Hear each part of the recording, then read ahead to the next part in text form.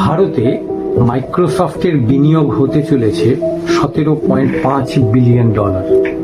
মাইক্রোসফটের চেয়ারম্যান ও সিইও সত্যা নাদেলা ঘোষণা করেছেন যে তার কোম্পানি আগামী 4 বছরে অর্থাৎ 2026 থেকে 2029 সালের মধ্যে ভারতে $17.5 বিলিয়ন, যেটা ভারতীয় মুদ্রায় প্রায় 1.5 লক্ষ কোটি টাকা বিনিয়োগ করবে। এটি এশিয়ায় মাইক্রোসফটের ইতিহাসে সর্বকালের বৃহত্তম বিনিয়োগ। এই বিনিয়োগের মূল লক্ষ্য এবং প্রধান উদ্দেশ্যগুলো হল ভারতে এআই ফার্স্ট ফিউচার গড়ে তোলা। সত্যা নাদেলা দিল্লিতে প্রধানমন্ত্রী নরেন্দ্র মোদীর সাথে বৈঠকের পরে এই ঘোষণা করেন। তিনি উল্লেখ করেন যে এই বিপুল বিনিয়োগের মাধ্যমে ভারতে কৃত্রিম বুদ্ধিমত্তা অর্থাৎ এআই কেন্দ্রিক ভবিষ্যৎ মানে এআই ফার্স্ট ফিউচার গড়ে তোলার উচ্চাকাঙ্ক্ষাকে সমর্থন করা হবে। বিনিয়োগের মূল ক্ষেত্র হল 3টে অর্থাৎ 3 পিলার্স।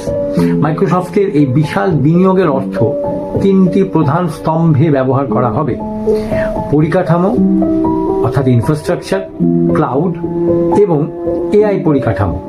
ভারতে ক্লাউড এবং এআই পরিকাঠামোকে আরো বড় আকারে প্রসারিত করা হবে।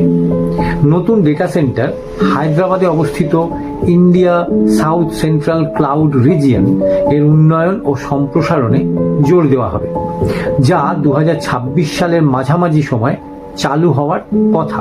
এটি মাইক্রোসফটের ভারতে সবচেয়ে বড় হাইপারস্কেল ডেটা সেন্টার হবে। এআই এ 20 মিলিয়ন মানুষকে প্রশিক্ষণ দেওয়া হবে। সংস্থাটি 2030 সালের মধ্যে ভারতে প্রায় 2 কোটি অর্থাৎ 20 মিলিয়ন মানুষকে এআই এর ওপর প্রশিক্ষিত করার প্রতিশ্রুতি দিয়েছে। এই লক্ষ্যমাত্রা আগের ঘোষণার চেয়ে দ্বিগুণ। দক্ষ মানব সম্পদ তৈরি করাই এর মূল উদ্দেশ্য। পূর্ব প্রতিশ্রুতি অনুযায়ী এই $17.5 বিলিয়ন বিনিয়োগটি চলতি বছরের শুরুতে ঘোষিত 3 বিলিয়ন বিনিয়োগের অতিরিক্ত।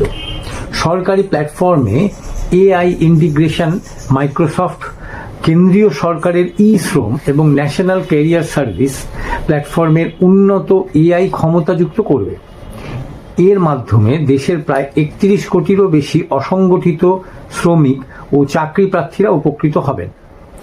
এই বিনিয়োগ ভারতে ডিজিটাল পাবলিক ইনফ্রাস্ট্রাকচার থেকে এআই পাবলিক ইনফ্রাস্ট্রাকচারে উত্তরণের পথকে আরো মসৃণ করবে বলে মনে করা হচ্ছে।